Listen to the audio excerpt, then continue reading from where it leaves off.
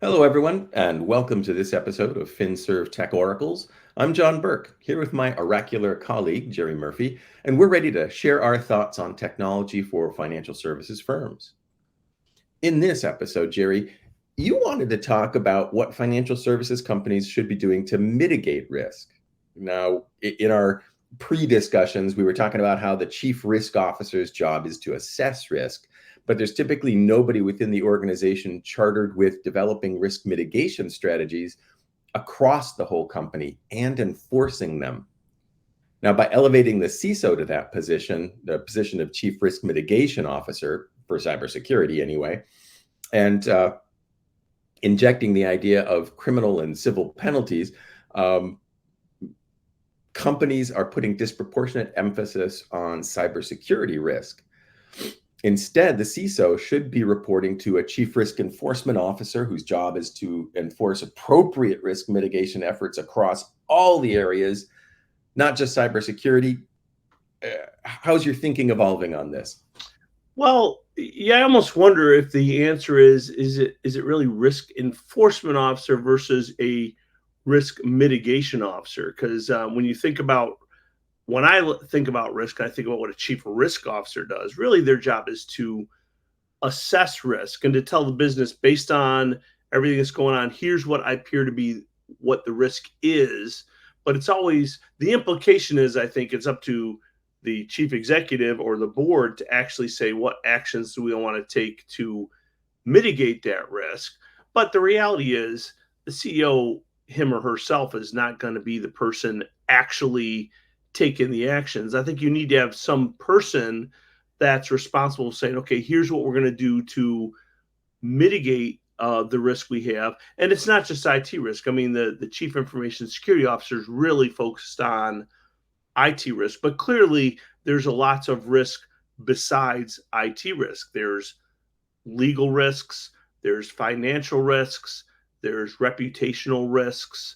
Um, and so there should be somebody that's really looking at all of the different areas in which things need to be mitigated, of which, IT and cyber are certainly a significant factor, but not the only one.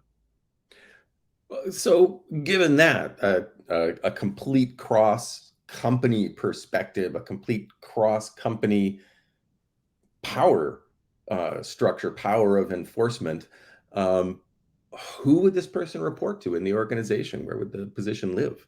Well, my opinion is the higher up that person is, the better. Normally, the more important something is, if they can be either reporting directly to the CEO or to the board, they're going to have the most power to take actions that are needed to be taken.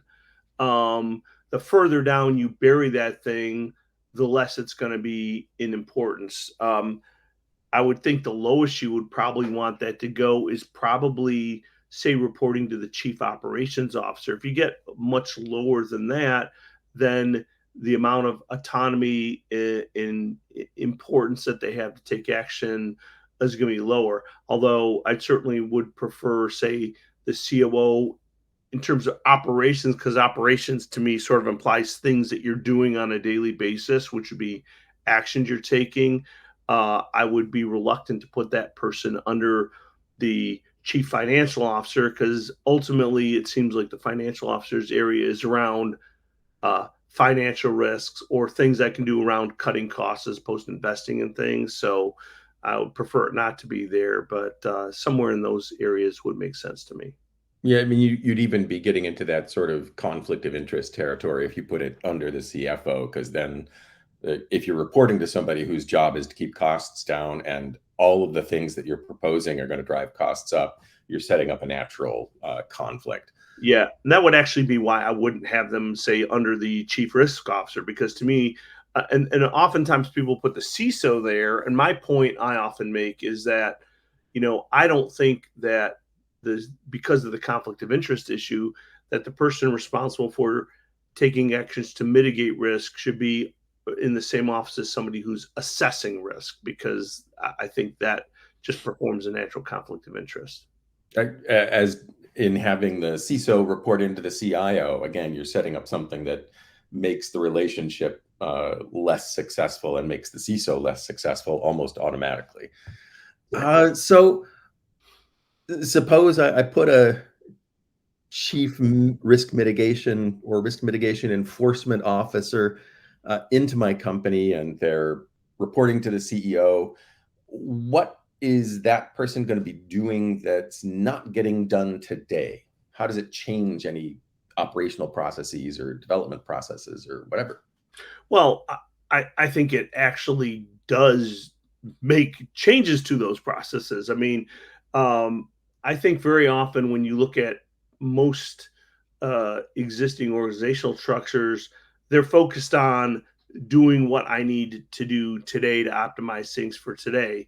If anything needs to be changed, right? So that is, I think I need to cut staff here. I need to add resources there. I need to anytime I need to change something, and that's where, in some sense, the risk uh, mitigation officer, in my mind, is going to be a change agent, right? Because if I want to mitigate risk, that means I have to take an action that I'm not already taking in some domain. Whether that is I need to add staff, I need to change the organization, I need to do something different. You want that person outside of sort of the extant structure, because that's exactly what they're going to be doing. They're going to be making uh, active changes to the status quo. So anytime I'm making a change to the status quo, having something outside of the status quo is a great place to put that, because they don't have vested interests in protecting existing organizational relationships. They don't have a vested interest in protecting financial alignments. Their job is to take an action to mitigate a specific risk. And I think doing that outside of those things actually gives you the freedom to make those types of changes that are harder to do from within the structure itself.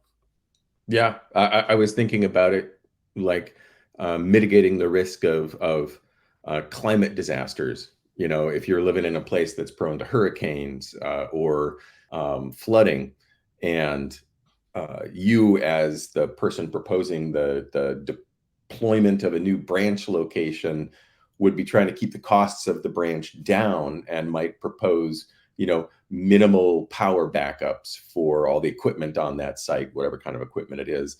But your chief risk mitigation officer might come in and say, look, you also need to put a generator on premises and 5 days worth of fuel in order to mitigate the high risk of flooding, taking out the power grid for 4 days in your area. Something like that, where it's not what the department is asking for, but it's necessary to mitigate risk for the company. Or even more radical than that, right? Maybe they're going to say, hey, if the area is to eliminate the risks of these kind of natural disasters wiping our ability to do business, the answer may be we need to physically relocate that data center from Oklahoma to Tennessee, and in which case, the people who are living in Tennessee are not necessarily, or living in Oklahoma are not necessarily going to be coming up with that solution. Yes, take our business away from us, please. Yes. It's only right.